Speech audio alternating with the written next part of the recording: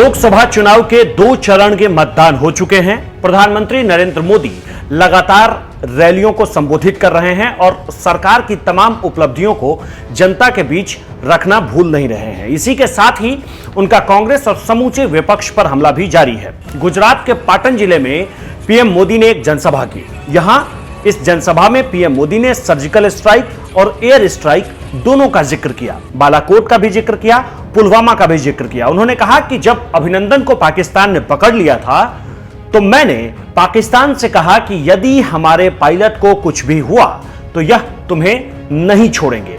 यह सुनते ही सभा स्थल पर जोर जोर से मोदी मोदी के नारे लगने लगे। पीएम मोदी ने अमेरिका का भी हवाला दिया और कहा कि अगर पाकिस्तान पायलट अभिनंदन को वापस नहीं करता तो वो रात कत्ल की रात होती। मोदी ने कहा कि पायलट अभिनंदन ऐसे ही वापस नहीं लौटे हैं।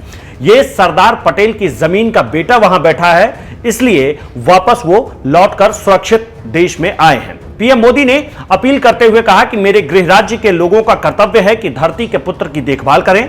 गुजरात में सभी 26 सीटें मुझे फिर से दीजिए। मेरी सरकार सत्ता में वापस आएगी, लेकिन अगर गुजरात ने बीजेपी को 26 सीटें नहीं दी तो 23 मई को टीवी पर इसी बात को लेकर चर्चा होगी कि ऐसा क्यों हुआ कि गुजरात में बीजेपी को कम सीटें मिली। पाटन में आयोजित जनसभा में मोदी रुके नहीं, वो बोलते गए और धारा प्रवाह बोलते गए। प्रधानमंत्री की कुर्सी रहे या ना रहे, लेकिन उन्होंने फैसला किया है कि या वह जिंदा रहेंगे या आतंकवादी जिंदा बचेंगे। प्रधानमंत्री नरेंद्र मोदी ने एक एक करके हर एक बात का बखान किया, हर एक बात का जिक्र किया।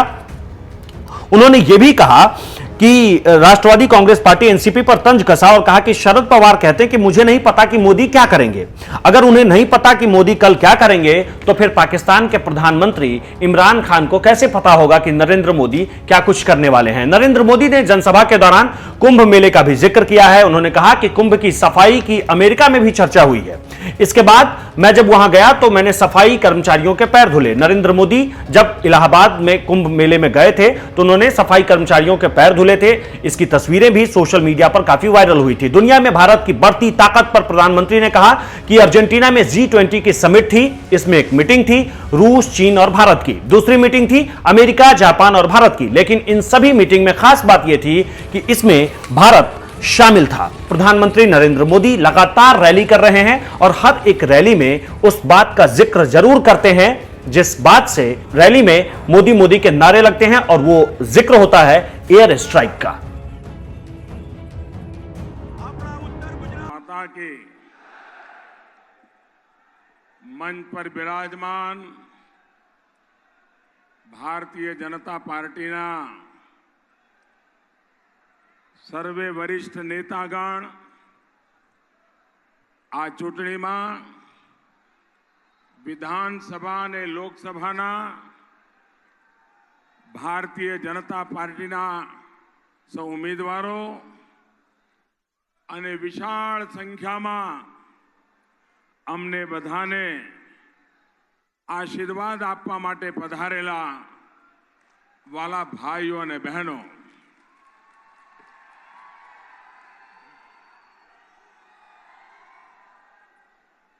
हनुमान जयंती हमणा ज गई है।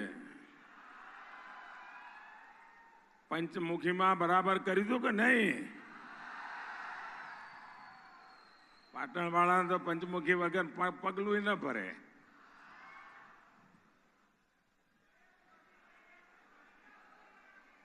आपड़ी आ धरती आसुरी तत्वों संहार करनार मां भगवती महाकाली अने पंचमुखी हनुमान जी महाराज आ धरती ने वंदन करूं छो अने पाटण आवीए એટલે પાટણ નગરીની જાહો જલાલી સિદ્ધરાજ જયસિંહ એટલે આમ પગ મૂકતા જ ગુજરાતી અસ્મિતાનું જાણે સ્વર્ણ પુષ્ટ આપણી સામે એક પછી એક ખુલવા માંડે। આ વિચાર કરો 600 વર્ષ સુધી જે ધરતીએ ગુજરાતની રાજધાની તરીકે સમગ્ર ગુજરાતનું માર્ગદર્શન કર્યું અને દેશ અને દુનિયામાં આગવી ઓળખ ઊભી કરી એવી આ પાટણની ધરતી. અને જૂના જમાનાના પાટણના લેખોમાં તો લખ્યું છે 84 ચોક 52 બજાર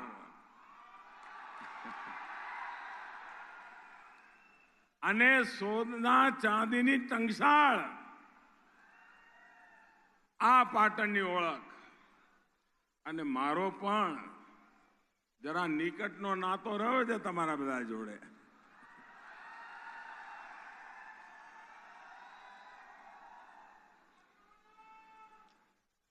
પેલા પાટણમાં અહીંયા મારું રહેવાનું થતું.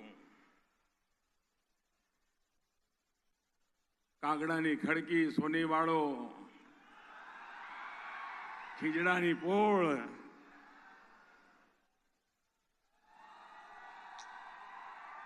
બધું એવું ને એવું છે કે બદલાઈ ગયું? અને ત્યાં ઓલા ફાટિયાર દરવાજે નાગર લીમડીમાં બધા દૂધની ચકચકતી પરડી લઈને દૂધ ભરવા જતા હતા. હવે તો ડેરીઓ આવી એટલે કદાચ દૂધ ભરવા વાળું થતું નહીં હોય, પણ લોકો દૂધ ખરીદવા ત્યાં આવતા, લાઈન લગાવતા. અને હાજે ચતુર્ભુજ બાગમાં સોડા પીવાની. પછી એ ચાલે છે કે બધું બંધ થઈ ગયું? હવે તો પાટણ બદલાઈ ગયું છે, કારણ મને વર્ષો થઈ ગયા એટલે. અને મને બરાબર જો નાનો હતો આ મિલન ટોકી છે એની સામે એક નટવરલાલ સુથારની ફોટોગ્રાફીની દુકાન હતી.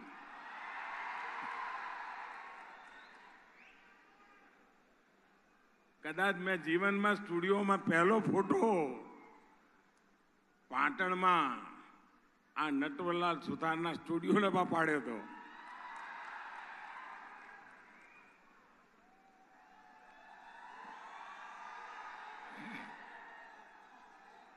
ભાઈઓ બહેનો, ગુજરાતનો કોઈ ખૂણો એવો નહીં હોય કે જેની મારા મન મંદિરમાં અસર ન હોય, છાપ ન હોય અને પ્રેરક ઘટનાઓ ન હોય. અને એમાં આ ધરતીમાં હું જન્મ્યો, ઉત્તર ગુજરાતે મોટો કર્યો. મને બરાબર યાદ છે, વીર માયાની વાત કરીએ. વીર માયાની ટેકરીની ચર્ચા થતી હતી, કોઈ પૂછનારું નહોતું. વિજયકુમાર ત્રિવેદી સહિત અનેક મોટા મોટા દિગ્ગજો અહીંયાથી પેદા થયા. પણ જ્યારે ધરતીથી જોડાયેલ અહીંનું સંતાન એ જ્યારે મુખ્યમંત્રી બન્યો તો વીર માયા ટેકરીનું મહાત્મય શું છે અને વીર માયાનું કેટલું મોટું બલિદાન હતું એને જીવતું કરવાનું કામ કર્યું. આ રાણીની વાવ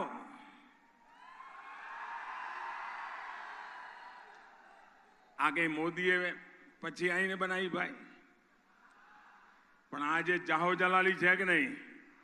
હાજ પડે લોકો ત્યાં આંટો મારવા જાય છે કે નથી જતા? અને વર્લ્ડ હેરિટેજમાં એને સ્થાન મળ્યું. અને હવે તો આખું હિન્દુસ્તાન નોટો ઉપર એક બાજુ ગાંધીજી ગુજરાતના તો બીજી બાજુ રાણકી વાવ.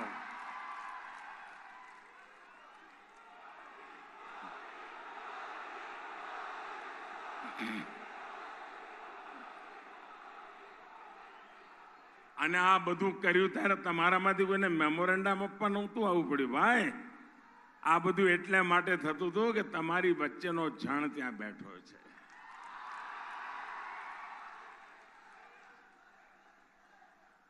ઉત્તર ગુજરાતના સંતાન તરીકે આપનો મારી પર જેટલો હક છે મારો પણ ખરો કે નહીં? એવું ના ચાલે, ધીમું ધીમું બોલો, એ ના ચાલે. અને હકના નાતે એક દીકરા તરીકે જ્યારે તમારી પાસે આવ્યો હોઉં ત્યારે મારે ભાષણ કરવું પડે. આ વખતે જ્યારે પાર્ટી મારા કાર્યક્રમો બનાવતી હતી ત્યારે ગુજરાત ભાજપના લોકોનો મારે આભાર માનવો છે કે એમણે મને કહ્યું કે સાહેબ તમે ગુજરાતમાં બહુ ઓછા આવત હોય ચાલે દેશમાં તો બધા ફર્યા કરજો ને ગુજરાત સંભાળી લઈશું અમે.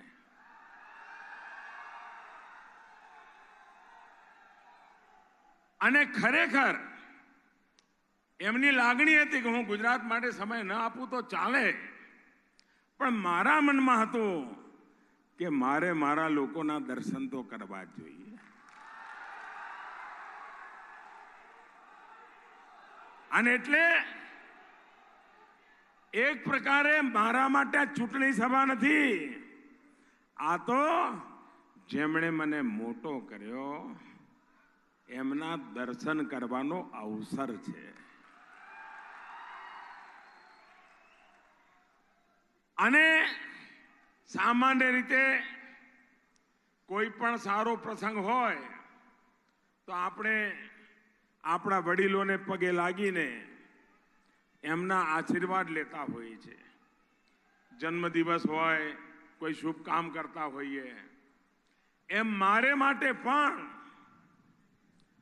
વડીલ કહો તોય તમે, મારા ગુરુજન કહો તોય તમે,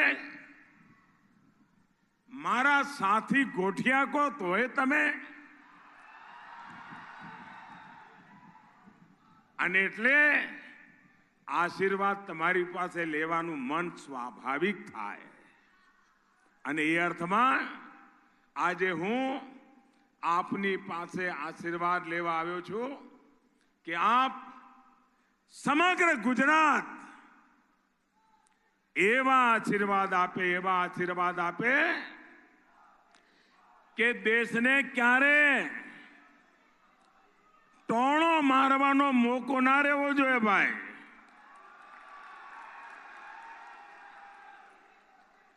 ત્રેવીસમી મે ચૂંટણીના પરિણામો આવવાના છે અને 23 એપ્રિલ તમે મતદાન કરવાના છો, બરાબર ને? હવે 23 મે ચૂંટણી પરિણામો આવે એટલે ફિર એક બાર પણ એમાં એ તો બધું પાકું દેશે નક્કી કરી લીધું છે, તમે પણ નક્કી કરી લીધું છે. પણ માની લો કે એમાં આ બગડો ને છગડો જે છે આપણો, એમાં સહેજ આમ તેમ થાય ને તો દેશમાં ટીવી વાળા આખા દેશની ચર્ચા નહીં કરે, સરકાર બની એની ચર્ચા નહીં કરે, પણ ગુજરાતમાં મોદીજી આનું શું કહો જરા મને.